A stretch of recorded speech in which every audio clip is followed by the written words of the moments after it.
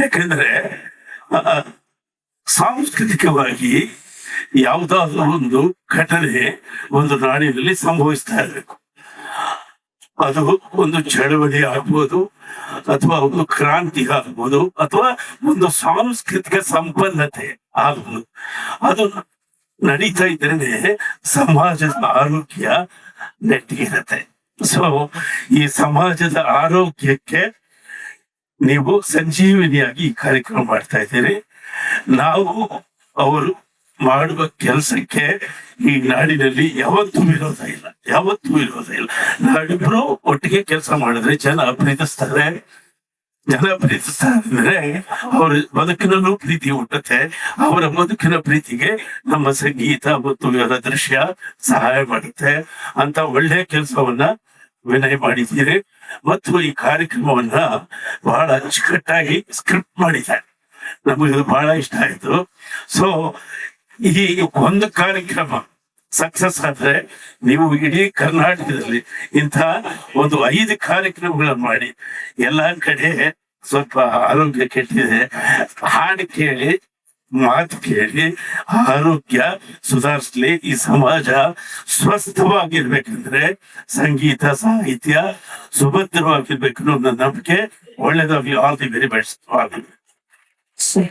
ಸರಿ, ಏನ್ ಸದ್ರಿ ಈ ಕಾರ್ಯಕ್ರಮ ಅಂದ್ಬಿಟ್ರಿ. ಪ್ರತಿ ಜಿಲ್ಲೆಯಲ್ಲೂ ಮಾಡ್ಬೇಕು ಅಂತ ಎಲ್ಲರೂ ಬಯಸ್ತಿದ್ದಾರೆ. ಸೊ ಪ್ರತಿ ಜಿಲ್ಲೆಯಲ್ಲೂ ನೀವಿಬ್ರು ಕೂಡ ಜೊತೆನೆ ಬಂದು ಕಾರ್ಯಕ್ರಮದಲ್ಲಿ ಭಾಗಿಯಾಗಿ ಎಲ್ಲ ನಿಮ್ಮ ಪ್ರೀತಿಯ ಅಭಿಮಾನಿಗಳ ಭಾವವನ್ನ ಕಣ್ತುಂಬಿಕೊಳ್ಳುವಂತ ಒಂದು ಸಾರ್ಥಕತೆ ನಿಮ್ಮದು ಆಗ್ಲಿ ನಮ್ದು ಆಗ್ಲಿ. ಏನಂತೀರ ಒಂದು ಪ್ರೀತಿಯ ಚಪ್ಪಾಳೆ.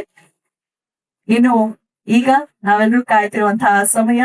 ಭೂಮಿಗೊಬ್ನೇ ರವಿ ಒಬ್ಬನೇ ಚಂದ್ರ. ನಮ್ಮ ಸಿನಿಮಾ ಲೋಕಕ್ಕೂ ಒಬ್ರೇ ರವಿಚಂದ್ರ ಅಂತ ಹೇಳ್ತಾ ನಮ್ಮ ಲವಗುರು ರವಿಚಂದ್ರನ್ ಸರ್ ಅವರ ಮಾತುಗಳನ್ನ ಕೇಳೋಣ. ಎಲ್ರಿಗೂ ನಮಸ್ಕಾರ. ಕಾರ್ಯಕ್ರಮ ಚೆನ್ನಾಗಿದೆ ಅಂತ ಅನ್ಸೋದು ಯಾವಾಗ ಅಂದ್ರೆ ಕೆಲವು ಕಾಣ್ದಿರೋ ಮುಖಗಳೆಲ್ಲ ಬಂದಾಗ. ತುಂಬಾ ದಿವಸದಿಂದ ಕೆಲವು ಮುಖಗಳು ಕಾಣಿಸ್ತಾ ಇರಲಿಲ್ಲ ಪ್ರೆಸ್ ಮೀಟ್ಗಳಲ್ಲಿ ಎಲ್ಲ. ಇವತ್ತು ಕೆಲವು ಜನ ಕಾಣ್ತಾ ಇದ್ದಾರೆ ಅಂದ್ರೆ ಅದು ಅವ್ರಿಗೆ ನಮ್ಮನ್ನ ಭೇಟಿ ಮಾಡ್ಬೇಕು, ನಾವು ಇವರು ಸೇರ್ಬೇಕು ಅನ್ನೋ ಸಂತೋಷಕ್ಕೆ ಸೇರಿರೋ ಗುಂಪು ಅನ್ನೋದು ಗೊತ್ತಾಗುತ್ತೆ. ಅದು ಫಸ್ಟ್ ತುಂಬಾ ಮುಖ್ಯ ಆಗೋದು. ಇವ್ರು ಹೇಳಿದ್ರು ಜನಸಂಖ್ಯೆ ನಮ್ಮಿಂದ ಜಾಸ್ತಿ ಆಯ್ತಂತ. ಅದಕ್ಕೆ ಹೇಳ್ಬೇಕಂದ್ರೆ ಬೇರೆಕಾಗಿದ್ದು ಕೂಡ, ಇಲ್ಲಾಂದ್ರೆ ಪಾಪ್ಯುಲೇಷನ್ ತುಂಬ್ಕೊಂಡ್ಬಿಟ್ರೋದೆ. ಜನಸಂಖ್ಯೆ ಜಾಸ್ತಿ ಆಗಿಲ್ಲ, ನಮ್ಮಿಂದ ಪ್ರೀತಿ ಸಂಖ್ಯೆ ಜಾಸ್ತಿ ಆಯ್ತು. ಪ್ರೀತಿಸೋರು ಜಾಸ್ತಿ ಆದ್ರು. ಪ್ರೀತಿ ಇರ್ಲಿಲ್ಲ, ಪ್ರೀತಿ ಚೆನ್ನಾಗ ಹಂಚಿದ್ವಿ, ನಾವೆಲ್ಲ ಕಡೆ ಪ್ರೀತಿ ಹಂಚಿದ್ವಿ.